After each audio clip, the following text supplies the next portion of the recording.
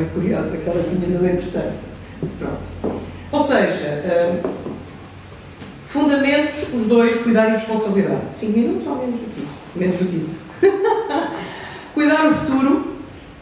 Vou passar. Portanto, temos Heidegger e Hans Jonas. De Heidegger, a minha investigação, portanto, estamos a falar da ontologia. Heidegger é da vertente de pensamento ontológico, portanto, o estudo do ser, daquilo que faz algo ser aquilo que é, traduzindo de uma forma mais simplista, por assim dizer. Portanto, retira confessadamente a questão do cuidado, enquanto estrutura e dimensão originária do ser humano. Portanto, não é nada que se aprende, por assim dizer, de uma forma mais simples, é qualquer coisa que já existe de uma forma estruturada e originária no ser humano. Heidegger vai à lenda de cura e Maria de Lourdes também vai pegar nessa mesma lenda para notar que o cuidado está enraizado até mesmo mitologicamente em nós. Depois a questão do ser com os outros no mundo. De Hans Jonas, a questão da ética, a ética da responsabilidade, o chamar a atenção para um futuro ameaçado e a questão da natureza. Portanto, o cuidado, questões, palavras muito ligadas ao cuidado, a questão da curiosidade, da atenção, a ocupação, vem também na herança de Heidegger, e a solicitude, em Levinas, e depois a responsabilidade, que vem mais marcadamente de Jonas, a prudência, a regulação, que ela considerava que a filosofia deve conseguir conotar a ciência e o progresso científico, pode ser mesmo uma questão de limitação, não deve ser desregulado. A questão de associar os deveres aos direitos, que era algo muito importante para ela, e a questão da manutenção da vida, que é sempre preferível. E então há a possibilidade de um futuro ameaçado que devemos tentar ao máximo, pelo menos deixar a natureza tal e qual como a encontramos. Duas coisas ainda muito importantes para o final. Num dos textos muito ricos dela, de 2002, que se chama Ética, Cidadania e Política, que está publicado pela Fundação também, foi um esforço muito bom de fazer esta recolha de vários textos muito importantes, da Maria de Lourdes Pintacilgo. Neste texto estão aquilo que podemos considerar dois grandes princípios éticos da Maria de Lourdes Pintacilgo, e que devia guiar-nos, mesmo agora, são pertinentes.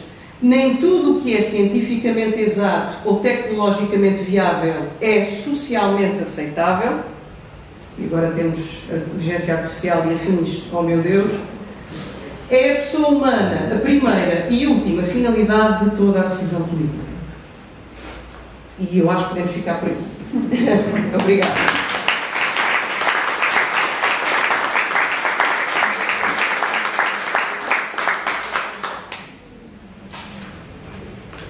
Muito obrigada.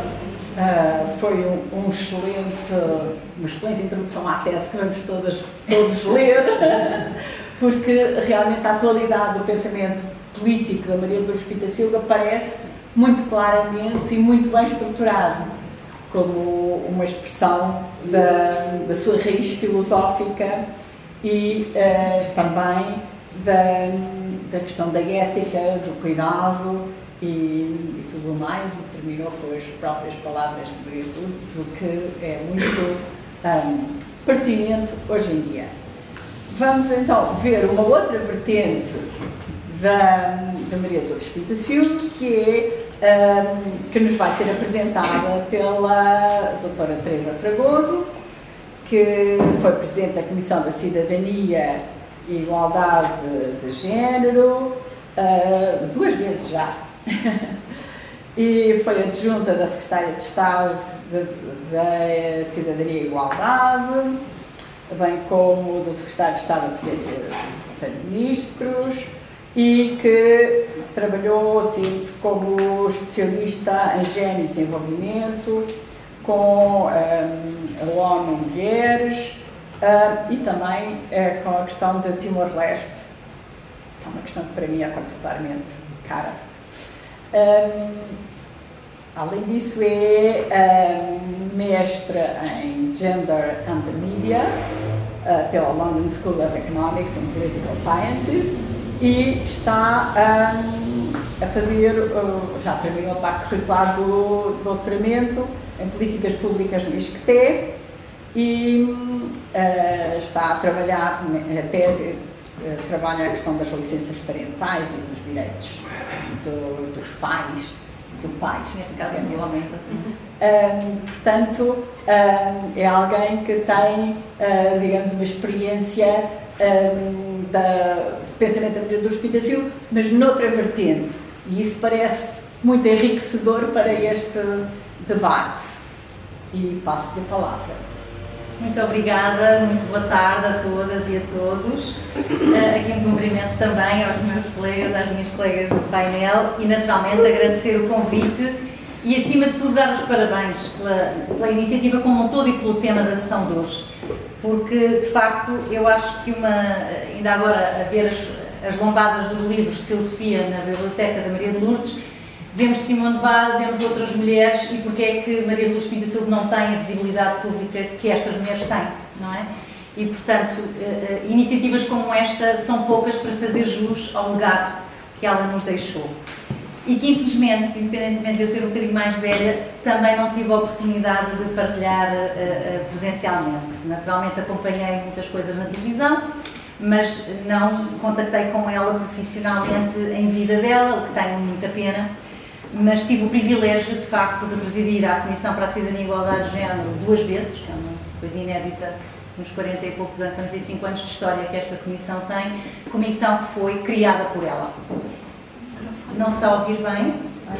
Tem que ser mais próximo. Ele está ligado, se calhar estava era muito afastada. Muito bem. Pode falar, ouve-se. Ouve-se? E, portanto, vou dar aqui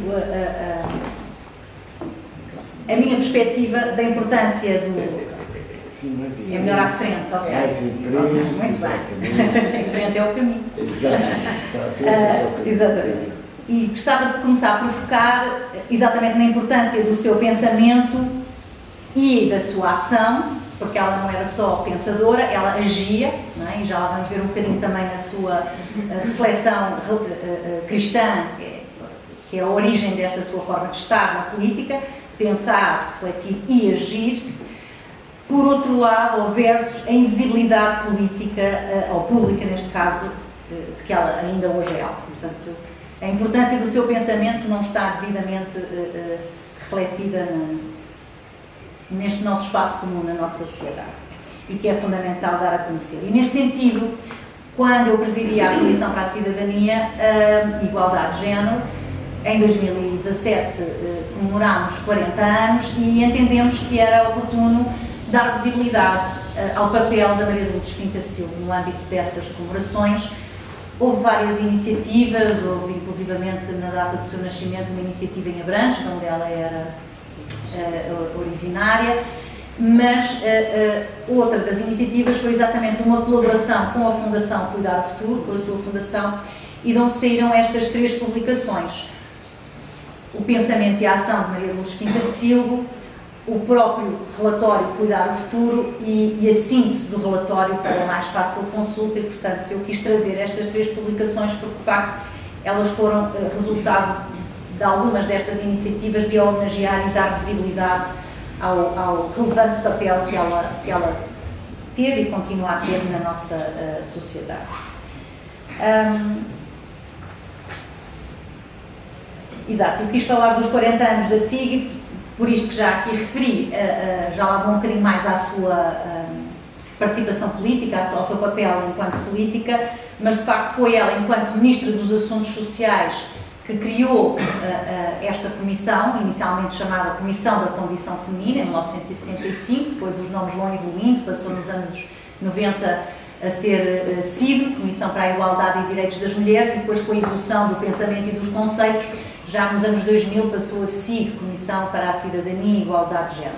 E, portanto, foi sob esta luz que eu também quis falar do papel dela, porque ela, depois de Ministra dos Assuntos Sociais e de criar esta comissão, vem ela a ser a primeira Presidente desta